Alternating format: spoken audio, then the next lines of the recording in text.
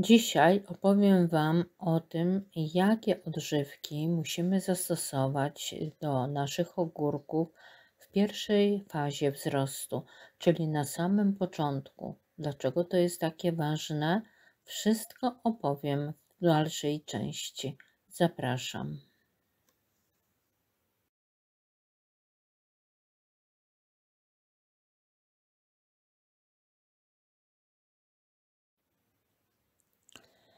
Odżywki, które stosujemy do ogórków, mają różne składy w zależności od okresu rozwoju, w którym się znajdują.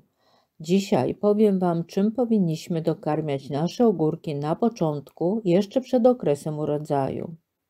Na początku bardzo ważne jest zasilenie ich odżywkami organicznymi, np. humusem, lub wcześniejsze przygotowanie gleby na jesieni, zastosowując obornik. Jest to podstawa wysokiego planowania. W jałową ziemię nie ma sensu ich sadzić lub wysiewać. Oczywiście coś tam nam urośnie, ale w tym przypadku trudno mówić o jakimkolwiek urodzaju. Jeżeli zasililiśmy glebę na jesieni, to teraz możemy zmniejszyć ilość nawozów o 30 do 40%. Co to daje, że będziemy odżywiać je często, ale w małych ilościach? Jest to bardzo ważne dla rośliny, ponieważ ilość soli i minerałów wokół korzeni będzie również dużo mniejsza. Ogórki bardzo źle reagują na duże dawki. Dlatego, gdy podajemy im mniejsze ilości substancji mineralnych, uzyskujemy dużo większe plony. Gdy mamy ziemię złej jakości i wnosimy duże dawki odżywek, jest to niekorzystne zarówno dla naszego zdrowia, jak i dla ekologii. Dlaczego? Zasilamy dużymi dawkami minerałów, krzaki ogórków szybko rosną. Ogrodnik się z tego cieszy, że jego starania przynoszą widoczne rezultaty, ale ilość soli nagromadzona w mocno skoncentrowanej ilości i w efekcie końcowym sami szkodzimy roślinom. Narobiliśmy wiele zła i zamiast uzyskać ogromne plony, samą roślinę zabiliśmy. A co gorsze, nasza gleba nie będzie nadawała się do uprawy, może nawet nie jeden, ale przez kilka kolejnych sezonów.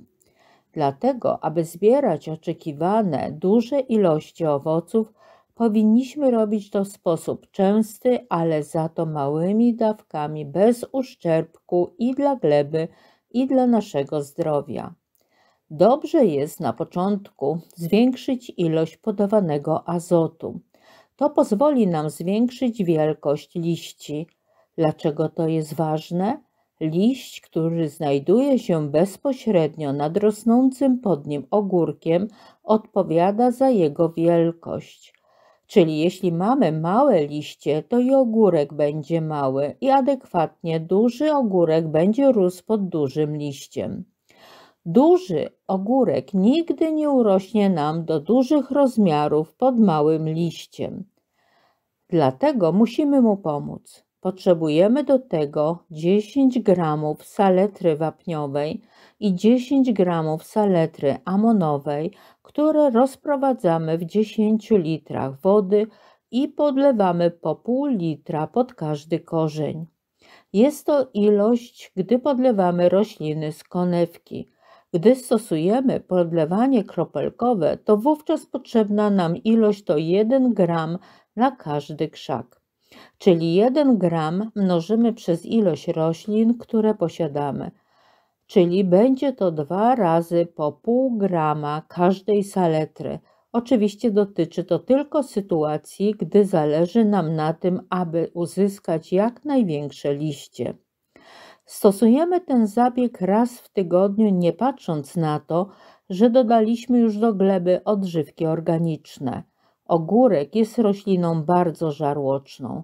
Jemu zależy na tym, aby wyprodukować jak największą ilość owoców, dlatego też musi być silny i zdrowy. Jednakże wniesienie wapniowo-azotowych odżywek niewiele da w przypadku samego rozwinięcia płodu. Dlatego przy kolejnym podlewaniu musimy zastosować dokarmianie potasowe siarczanem potasu w ilości 1 gram na jedną roślinę. Dlaczego potas jest tak bardzo ważny?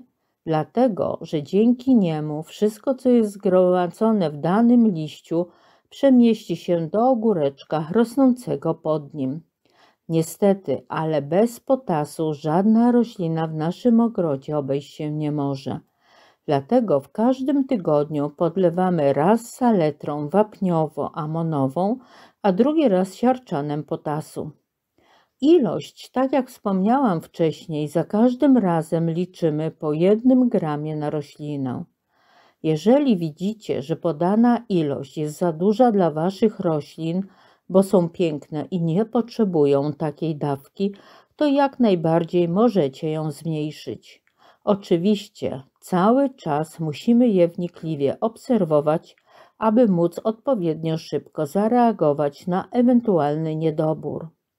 Im roślina lepiej wygląda, tym mniej potrzebuje dodatkowego zasilania. Jeżeli zaczyna żółknąć, to znaczy, że potrzebuje dużej dawki azotu. Jeszcze lepszy od siarczanu potasu jest siarczan potasowo-magnezowy, dlatego że magnez również jest bardzo potrzebny naszym ogórkom. Jeżeli nie mamy nawozów potasowo-magnezowych, to możemy oprócz wyżej wymienionych raz w tygodniu podlać nawozem magnezowym. Nie możemy zapomnieć również o tym, że raz w tygodniu powinniśmy zasilać nasze rośliny potasem, magnezem i wapniem.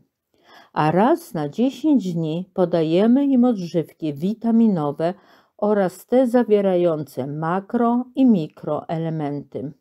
Dlatego opryskiwanie liści odgrywa bardzo dużą rolę w zasileniu naszych krzaczków. Zdrowy wygląd roślin to zielony liść bez odrobiny żółtego, a cała roślina jest mocna.